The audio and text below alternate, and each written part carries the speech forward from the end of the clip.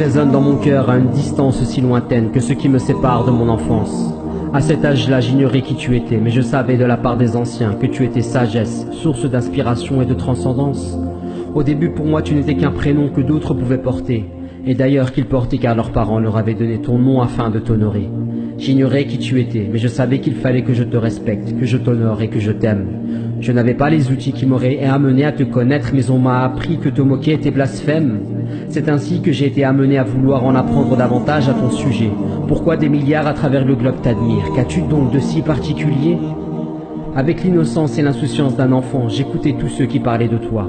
J'y prêtais oreille avec attention et avec toute la délicatesse du maniement d'un fil de soie.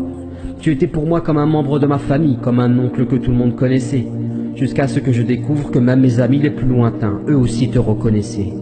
J'ai cru que tu étais des vivants, tant tu l'étais dans les paroles et les cœurs, de ceux qui, de ta tradition et de ton histoire, en étaient devenus les ambassadeurs. Ces ambassadeurs qui, au-delà de leur conformité à ton apparence, inspiraient autour de sagesse, miséricorde et bienveillance. En te prenant pour modèle, ces ambassadeurs se conformèrent à l'ordonnancement du divin, afin qu'ils soient des témoins pour le monde, après qu'eux-mêmes t'aient pris pour témoins. Ces ambassadeurs étaient également sur les traces d'Ibrahim notre père, lorsqu'Allah subhanahu wa ta'ala leur permit de répondre à l'appel en se rendant sur la terre qui t'a vu naître.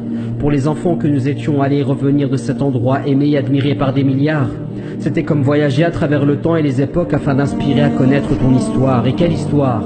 Que celle de la meilleure des créatures, bien-aimée du Créateur, saluée par les êtres vivants des cieux et de la terre, reconnue par ses ennemis comme le meilleur des médiateurs, admiré pour son noble caractère, inspirant pour ses partisans, mais également pour ses détracteurs, car jamais un homme sur terre ne pourra être aussi aimé que comme tu l'as été, parfois même par ceux qui souhaitaient ton malheur.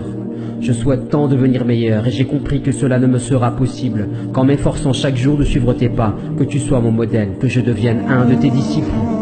Il m'en a fallu du temps pour saisir l'importance que tu devais avoir dans nos cœurs et dans nos vies, car c'est à travers toi que le maître de l'univers nous appelle à faire l'analogie. Ainsi j'ai fini par te connaître, j'ai appris à te connaître et je continue à te connaître, pour commencer à t'aimer, apprendre à t'aimer, continuer à t'aimer jusqu'à ce jour où toi et moi de la terre allons renaître. Je n'ai pas eu l'honneur de te rencontrer ni de te voir et encore moins de vivre à tes côtés. Je me serais pourtant inspiré de chaque chose provenant de toi. De respirer, je serais resté là simplement à t'écouter. Et que dire de ta beauté alors que de ton visage jaillit la lumière, tout comme tu as amené la lumière à cette ville où tu as posé la première pierre. Nous avons pourtant vécu en des époques et des lieux opposés. Et malgré cela, mon amour à ton égard m'a totalement métamorphosé. Car si nous aimons réellement Allah Azzawajal, c'est sur tes traces que nous devons nous acheminer. Ce monde est une prison pour les êtres soumis et te suivre est un moyen pour nous afin d'être décontaminés. Et comment ne pas t'aimer alors que tu as réservé à ta communauté ce privilège offert à chaque prophète en une invocation exaucée? Tu as un statut que nul autre que toi ne peut avoir, tu es Habibullah, le bien-aimé d'Allah. Alors je te suivrai afin de connaître une fin merveilleuse et similaire à la tienne, Inch'Allah. Et que serait donc une prière dirigée par le sceau des prophètes? Être derrière toi et attendre tes ordres afin qu'à l'Éternel on se soumette? Une sensation que j'affectionne quand je traverse ta mosquée pour te saluer, que je pense à toi pour finir en larmes lorsque je commence à m'auto-évaluer. Tu m'as appris à toujours placer ma confiance en Allah et d'avoir toujours une bonne opinion de lui. C'est donc ce que je m'efforce chaque jour de faire en implorant son pardon jour et nuit. À vrai dire, pour moi, tu es bien plus qu'un simple modèle. Tu es ma source d'inspiration pour une vie et une mort des plus sereines. Tu nous as enseigné que le sourire était une aumône. Je rêve du jour où tu m'en feras don lorsque notre Seigneur nous donnera accès à son royaume. Tu nous as enseigné que la créature sera dans l'au-delà en compagnie de ceux qu'il aime. Ainsi soit-il, j'implore Allah Azzawajal pour que je sois ton voisin dans son jardin d'Éden. Alhamdulillah, Allah Azzawajal a mis dans mon cœur l'amour de son kitab. Mais je rêve du jour où je l'entendrai réciter de ta bouche, Ya khayru khalqillah. Dans l'au-delà, c'est l'éternité. Permets-moi donc de rattraper le temps perdu sur terre, en passant l'équivalent de ma durée de vie dans cette dunya, te serrer dans mes bras comme le feraient deux frères.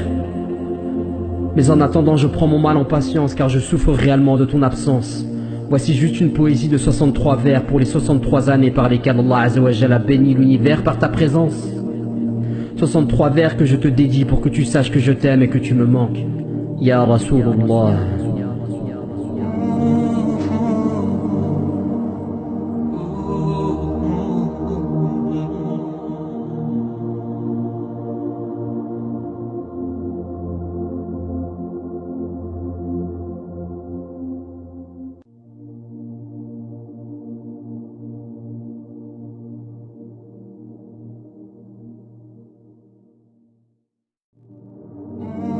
résonne dans mon cœur à une distance si lointaine que ce